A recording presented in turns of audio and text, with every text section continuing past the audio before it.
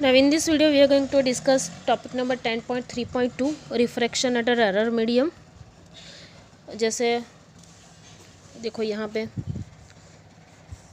हमने कितना देख लिया है, ये लाइटर मीडियम या रेरर मीडियम में से डेंसर मीडियम में जा रहा। अब देखो यहाँ पे अगर मैंने दूसरा नॉर्मल ड्रॉ करके रखा कर दिया तो ये क्या हो जाएगा, मीडियम टू डेंसर मीडियम है या लाइटर मीडियम है, या डेंसर मीडियम में से फिर से कहाँ पे जा रहा है, लाइटर मीडियम में जा। तो ये हमने डिस्कशन कर लिया है। ये नेक्स्ट डिस्कशन हमारा ये वाला है कि वो जो भी वेव होगा या जो भी लाइट होगी अगर वो डेंसर टू लाइटर मीडियम में फिर से जा रही है तो जैसे यहाँ पे वो नॉर्मल की तरफ बैंड कर रहा है तो ये नॉर्मल से दूर जा रहा है यहाँ पे व्यू। ठीक है, कैसा हो रहा है देख लो। और रिफ्रैक्टिव जो इंटरनल रिफ्लेक्शन है वो भी हम देखने वाले हैं क्या होता है internal reflection. We now consider refraction of a plane wave of a rarer medium. Same है, that is v2 greater than v1। देखो यहाँ पे पहले यहाँ पे क्या था, v1 था, ये वाली v2 थी स्पीड, और फिर से ये v1। ठीक है, तो देखो यहाँ पे v2 greater than v1। Proceeding in an exactly similar manner, वही सेम है। We can construct a refracted wave front as shown in figure 10.5. The angle of refraction will now be greater than the angle of incident. The angle of reflection, that is R, angle of reflection R is greater than angle of incident.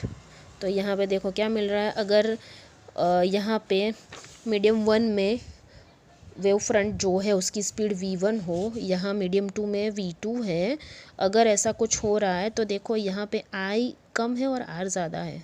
क्यों? तो medium change हो रहा है। Incident angle less than reflected angle,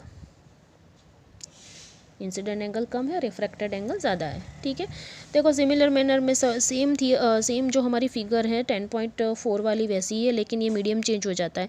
ये वाला यहाँ पे था मीडियम, हमारा डेंसर नीचे था। ठीक है, तो अब ये डेंसर मीडियम और ये लाइटर मीडियम है। Speed of incident wave in medium 1 is v1 and speed of incident reflected wave in medium 2 is v2। v2 is greater than v1। ठीक है, ये रिफ्रैक्टेड वेव फ्रंट है।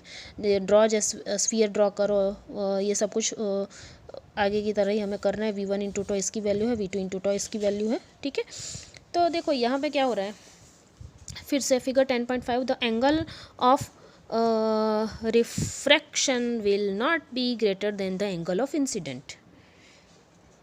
now be greater than the angle of incident. However, we will still have n1 sin I is equal to n2 sin R, जो Snell law है हमारा वो लिया है। We define an angle IC by the following equation। IC ये कैसे define हुआ, देखो मैंने यहाँ पे आप करके रखा है, sin I upon sin R, Snell law ले लिए पहले हमारा, sin I upon sin R is equal to n2 by n1।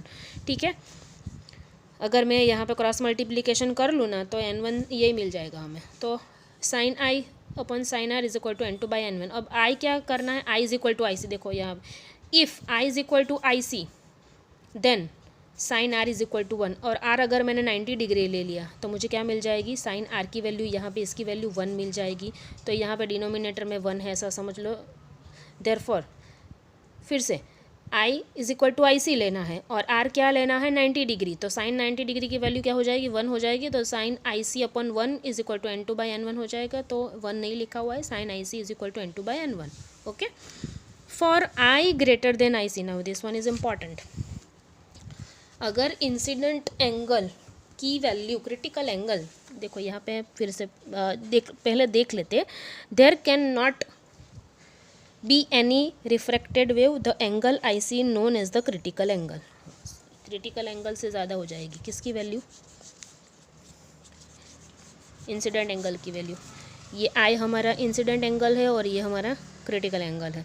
If I greater than IC, अगर ऐसा हो गया कि क्रिटिकल एंगल से इंसिडेंट एंगल की वैल्यू ज़्यादा मिल गई, there can not be any refracted wave, फिर रिफ्रैक्शन नहीं होगा। Important, there can not be any refracted wave, the angle I C, underline करना, is known as critical angle. And for all angle, ऐसे सारे angle for all angle of incident greater than the critical angle, we will not have any refracted wave and the wave will undergo what is known as total internal reflection. अगर I greater than IC, सारे angle ऐसे मिल गए जहाँ पे I greater than IC है, ठीक है, तो इसके बाद कौन सा फिनोमिना मिलेगा हमको? Total internal reflection. मतलब जैसे मैंने यहाँ पे ड्रॉ करके रखा है, पहले क्या होता था, ये मीडियम 1 है, ये मीडियम 2 है, तो यहाँ से यहाँ जा रहा था, ठीक है, एक मीडियम में से दूसरे मीडियम में वेव जा रहा था, लेकिन अगर I ग्रेटर देन IC हो जाएगा तो वही मीडियम में वो रिफ्लेक्ट हो जाएगा, not refraction, that is reflection. तो यहाँ पे वो ये रिफ्लेक्शन मिल जाएगा, ठीक है। In which condition I is equal to IC, तो इसको हम बोलेंगे टोटल इंटरनल रिफ्लेक्शन। मतलब वही मीडियम में, अगर एयर में है तो एयर में ही रिफ्लेक्ट होगा, और जो भी मीडियम होगा उसमें ही उसका रिफ्लेक्शन होगा। In which condition I is greater than IC। The phenomena of a total internal reflection in application was discussed in section 9.4। Okay, तो यहाँ पे हमने टोटल इंटरनल रिफ्लेक्शन क्या होता है, कौन सी कंक्लूजन क्या निकल के आता है from this topic? If I is greater than IC, there cannot be any reflected wave, okay, and the wave will undergo what is known as total internal reflection. Okay, thank you.